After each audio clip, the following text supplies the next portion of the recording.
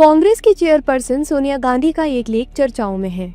एक अंग्रेजी अखबार के लिए लिखे अपने लेख में उन्होंने ईरान पर इजराइल हमले की निंदा की है। अपने लेख में सोनिया गांधी ने लिखा कि इजराइल एक परमाणु शक्ति संपन्न देश है, लेकिन ईरान को परमाणु हथियार न होने के बाद भी टारगेट किया जा रहा है। ये इजराइल का दोहरा मापदंड है। कांग्रेस ईरान में हो रहे इन हमलों की निंदा करती है, जिनसे क्षेत्रीय और वैश्विक स्तर पर अस्थिरता और टकराव बढ़ सकता है। सोनिया गांधी के इस लेख पर सियासत भी जमकर हो रही है। बीजेपी इस मामले में सोनिया गांधी पर हमलावर नजर आई।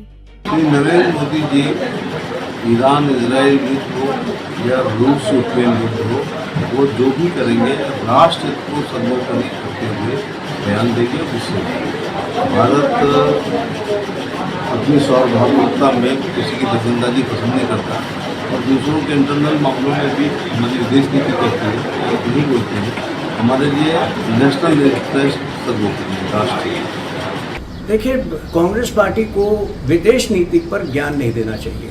मोदी जी के नेतृत्व में पिछले 11 वर्षों में भारत ने मल्टीलैटरल फॉरेन पॉलिसी अपनाया है और ये भारत की मजबूती है। ये कहीं से भारत की कमजोरी नहीं है। आपने देखा होगा, कल ईरान ने 1 घंटे के लिए अपनी एयर स्पेस खोल दी, केवल इसलिए ताकि वहां 1000 विद्यार्थी जो भारत के पढ़ रहे थे वो वापस आ सके।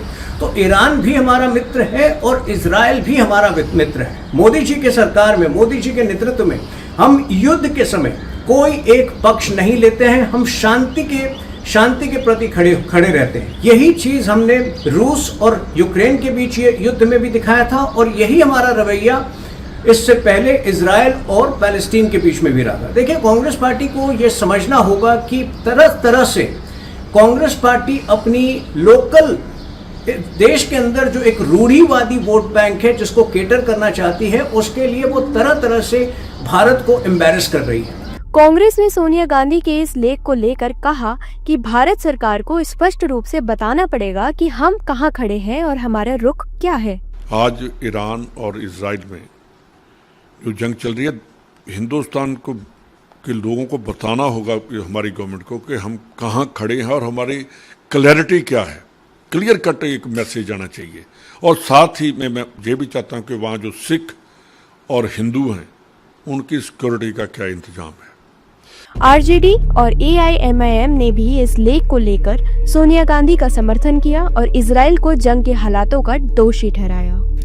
सोनिया जी का पीस मैंने पढ़ा, मतलब वो एक तरह से इस देश की भावना भी है। 12 जून को गाजा को लेके सीज फायर हो, वहां उसके लिए एक रेजोल्यूशन था UN में, हम एब्सटेन कर गए। और मुझे स्मरण हुआ महात्मा गांधी ने इस संदर्भ में, फिलिस्तीन के संदर्भ में क्या कहा था। भारत की चुप्पी एक सभ्यता की चुप्पी है।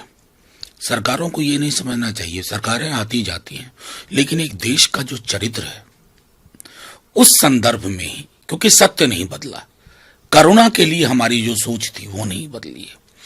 और उसके मद्देनजर मैं समझता हूं कि मैं बार बार इस बात को कह रहा हूं, सरकार किसी की भी हो, फॉरेन पॉलिसी को रिबूट करना बेहद आवश्यक है। तो मैं देखिए सोनिया जी का आदर सम्मान करता हूं, बहुत सम्मानित है महिला, मैं उनका सम्मान करता हूं, लेकिन मैं उनका प्रवक्ता नहीं हूं।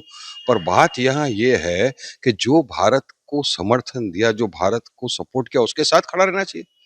यकीन मानिए, कुछ भी होगा अगर खुदा ना करे भारत के साथ, तो इसराइल कभी खड़ा नहीं होने वाला है भारत के साथ। इसराइल पीठ दिखा के भाग जाएगा।